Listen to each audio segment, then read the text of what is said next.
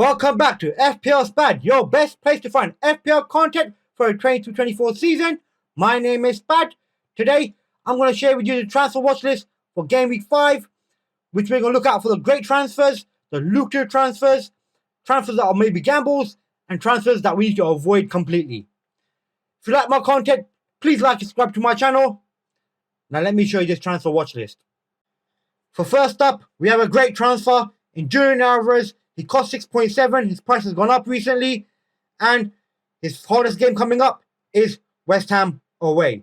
His predicted points in that game is 4.5. I expect him to get more than that. I expect him to get a lot more points in the coming game weeks, as he is a great striking option, in my opinion, to partner with Haaland up front. So in my opinion, a great transfer. Next up, we have Cash. He's gone up by price by 4.7 because a lot of people have been bringing him in, even though he hasn't got the best fixture list coming up.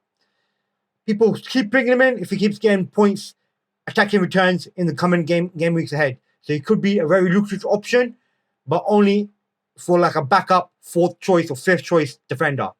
I would personally try to avoid him, but he's a very lucrative option and his price might keep going up. Next up, we have Awani. He has been returning nearly every game week. He got an assist in the last game week and 3 goals in the first 3 game weeks. In my opinion, he's a good gamble to take. They have got hard fixtures coming up from now on. His next game is Burnley at home. His price has gone up by only 1 to 6.6. I expect him to get some returns in that game as well. His return predicted points is 4.7.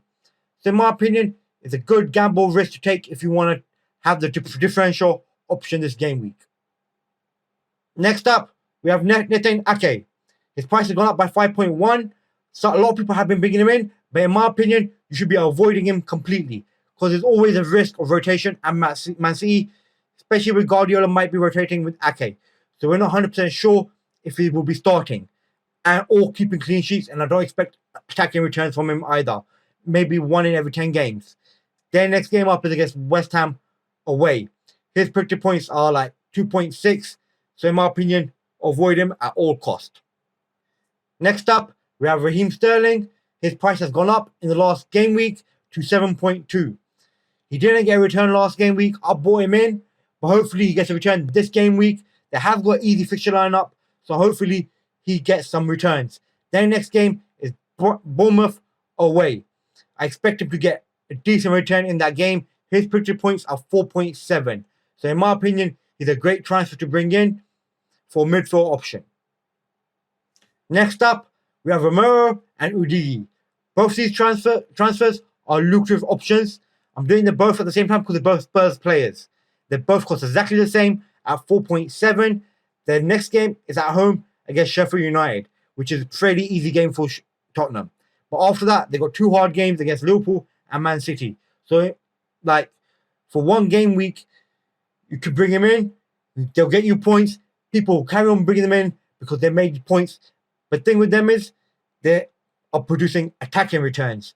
And the way Tottenham are playing with attacking style, I expect them to get some points in those hard fixtures as well because they are putting in the work to get the attacking returns. Their predicted points is 4.7 and 3.9 respectively. So in my opinion, either one is a good option to bring in, and the prices are going up as well. You might have missed them both earlier, but you can still gamble with them again. But in my opinion, these are 2 lucrative options still to do. Next up, we have one of my main guys in Boo. He costs 6.8 now. His price has gone up, I think, the most out of everyone by 0.3. I think a lot of people have gone up by 0.3, but he's one of them. The reason why he's a gamble and not a great transfer is because the next game up is against Newcastle away. So he might not get returns in those games, but the game after that are easier games as well. So that's why it's a gamble in my opinion if you don't already have him. If you have him, keep him because you're going to need him after this game week. His predicted points for this game week is 4.5. Next up, we have a Void in Saliba. His price has gone up to 5.1. In my opinion, he's an avoid because I don't expect him to get many returns. After having looked themselves lately, but you never know, they might be solid again in the coming game weeks. They have got a nice, decent fixture list coming up.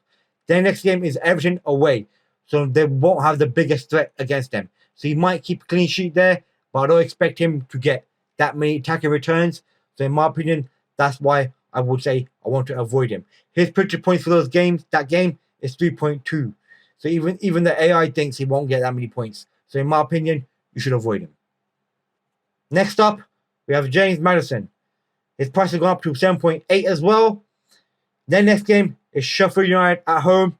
Predicted points of 6. He is the one that makes Tottenham tick at the moment.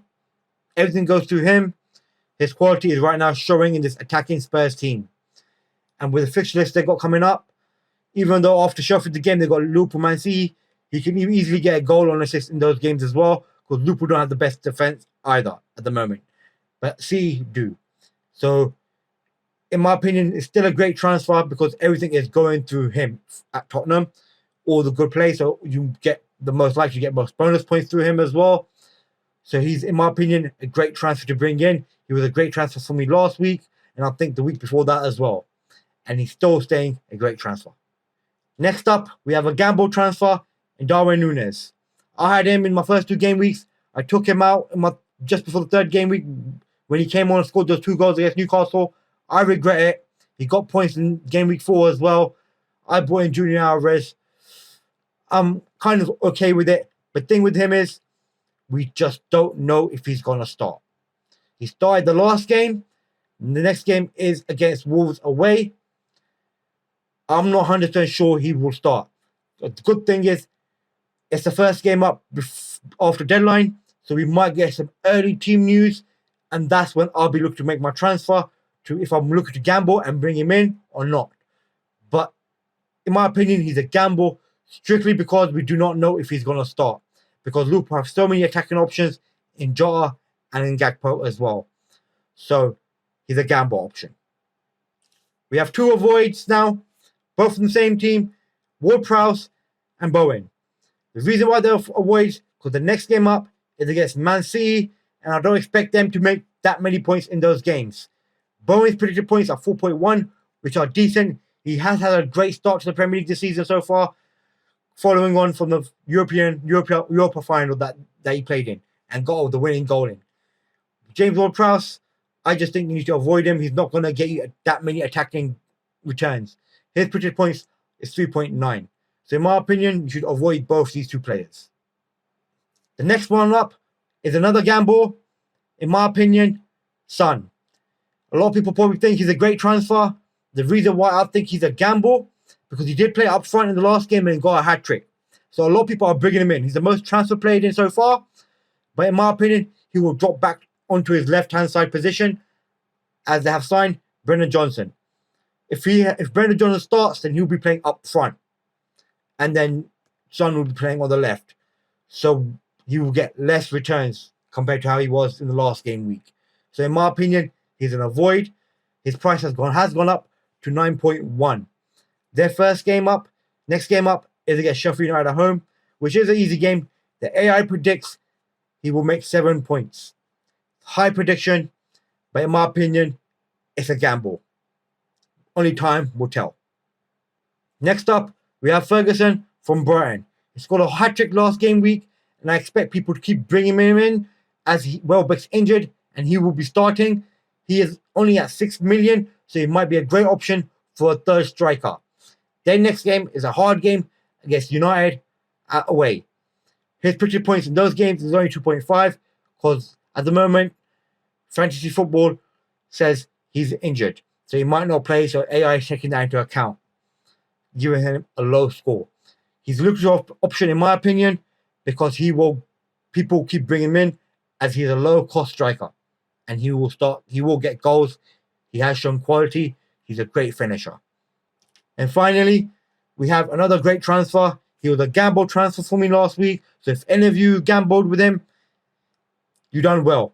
Jesus. His price is 7.9 as he's dropped because he was injured early in the season. Then next game up is against Everton away. I reckon he'll be starting that game ahead of Nketiah, and he could get goals. So before his price starts going up and people start bringing him in, it might be a great option to bring him in right now as he, in my opinion, is a great transfer because a lot of people had him in their drafts before this FPL season started. A lot of people had him. He only got taken out because he was injured. And now that he's coming back, in my opinion, he might be the difference maker in increasing your ranks in your mini leagues and your overall rank as well. So let's review this transfer watch list. In my opinion, the great transfers and the gamble transfers are great options to bring in. They all have their merits and dismerits. So in my opinion, I will be bringing in Jesus if you bring in looking to bring a striker in. But if you look at the gamble, then it'll be Darwin Núñez because he might be starting. And as we see, he has got the highest predicted points at shot per 90 minutes in the stats. So he is one of the players to bring in if you look at the gamble. But if you look at just to play it safe, Jesus might be your guy. And in midfield, in my opinion, Maddison or Sterling. Sterling had one great game week, so you're basing it on that and the easy fixture list that Chelsea have. Maddison has been performing in every single one of these game weeks so far. So he is most likely to give you a guaranteed return in the next game, but then 2 hard games after that, he could give you a return, but not a guarantee. But he is what's making Tottenham tick, their attacking style tick. So in my opinion, a great transfer as well in the midfield option. And if you want to change someone in your defense, then I'll be looking at the lucrative transfer list. Udigi, Romero, or Cash. Cash, in my opinion, I will not bring in because I don't expect Villa to keep clean sheets and him to keep getting those attacking returns. On the other hand, the Tottenham players, I expect them to keep giving the returns. They won't keep clean sheets, in my opinion, but they'll give you attacking returns. So that's it for this transfer watch list. I hope you enjoyed it and found it interesting.